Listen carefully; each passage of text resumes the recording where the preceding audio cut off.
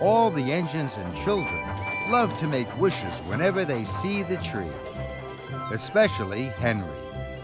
He thinks the wishing tree is magical. He whistles whenever he passes. A summer storm struck Sodor last night. The wishing tree was hit by lightning. All the engines were upset. Henry the most upset of all. Some special woodsmen are arriving at Brendam Docks. Henry, you are to take them to the wishing tree right away. Henry knew this was an important job. Henry arrived at the wishing tree. It wasn't standing tall anymore. Some leaves were gone and some branches were broken. Sometimes, Henry, special woodsmen have to cut trees down. Oh, no. Now Henry was even more upset. Then Henry had an idea. If all the tracks were blocked, no one would be able to get to the tree, he thought. Then no one would be able to cut the tree down. Henry had the longest line of freight cars a big engine could pull.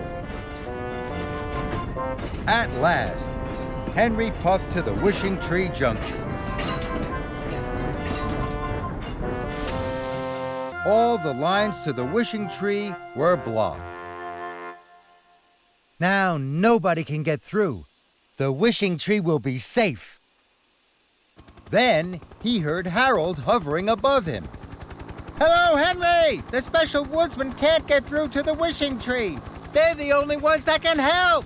Without them, the tree will have to be cut down. Oh dear, the woodsmen are here to save the wishing tree, not cut it down. I have made a very big mistake. Now, I must put everything right as fast as I can. And he chuffed quickly away. At last, all the tracks were clear. Henry collected the special woodsman. Thank you, Salty. Then he wheezed quickly away. They cleared and propped, they clipped and chopped. And Henry helped too. Soon the wishing tree was standing tall again. The wishing tree was saved. I wish the wishing tree lasts forever and ever. The special woodsman cheered, and Henry smiled his biggest smile ever. Toby puffed sadly to a junction. Thomas was on his way back to Tidmouth. Hello, Toby. Sir Topham Hatt is waiting for you at Great Waterton. Bust my buffers! He had spent too much time looking for something special. Now he was late.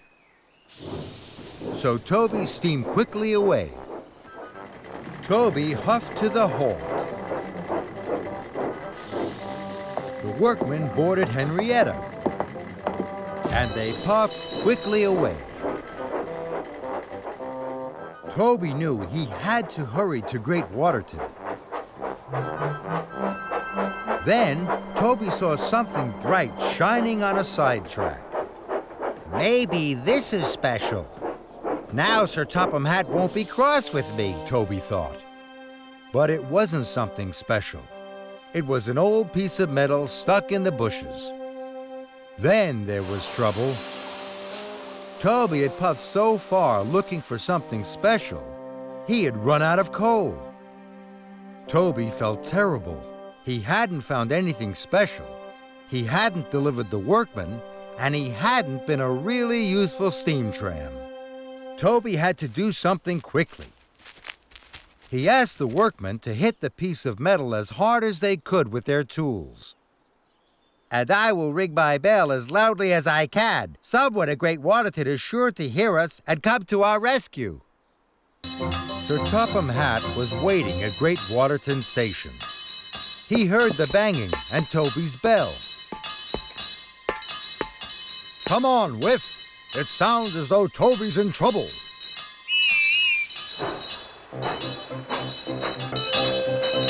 Sir Topham Hatt arrived on Whiff.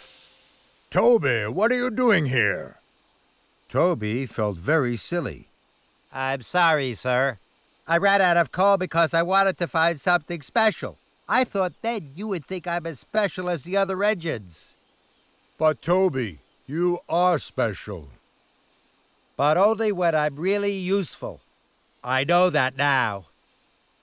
You'll always be special. You're the oldest steam tram on Sodor. Toby felt very happy. Now, let's fetch Rocky and get that old metal to the smelters. Rocky quickly lifted the metal out of the bushes. Toby gasped, and so did Sir Topham Hatt. On the other side of the metal was a picture of a steam tram. It looked just like Toby. Toby, you have found the sign for the old Great Waterton tram shed.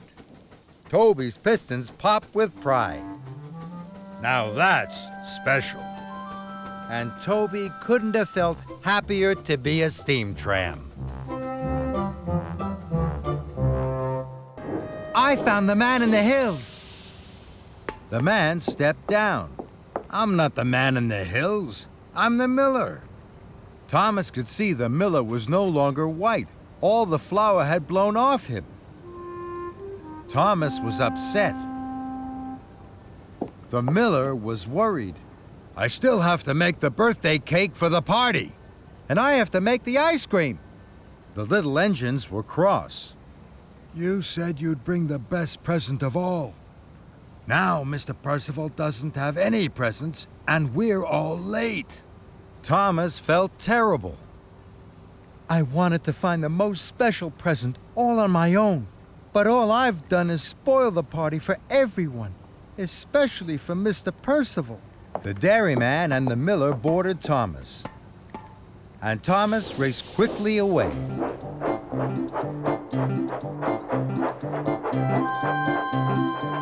Thomas was determined to put everything right.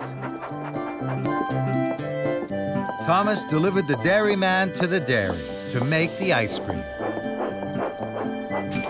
And he delivered the miller to the mill. At last, the cake was baked, and Thomas chuffed quickly away with it. Thomas met Freddie at a junction. Freddie was on his way to the party. I have to get the birthday cake to the party as quickly as I can. Please, help me find the shortcut. Freddie was happy to help. Come on now, follow me. And together they puffed quickly away. Thomas and Freddie stopped at the Green Hills Junction. Suddenly, Thomas gasped. Bust my boiler! Look! There, all in white, was a man. He was carved into the hillside. He shone in the moonlight. It's the man in the hills! Thomas, you found him! Suddenly, Thomas had an idea. Freddie, please bring Mr. Percival here with all the engines. And Freddie raced away.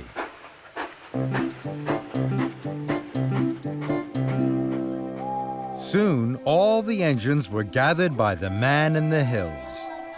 The engines gasped, and everyone was delighted.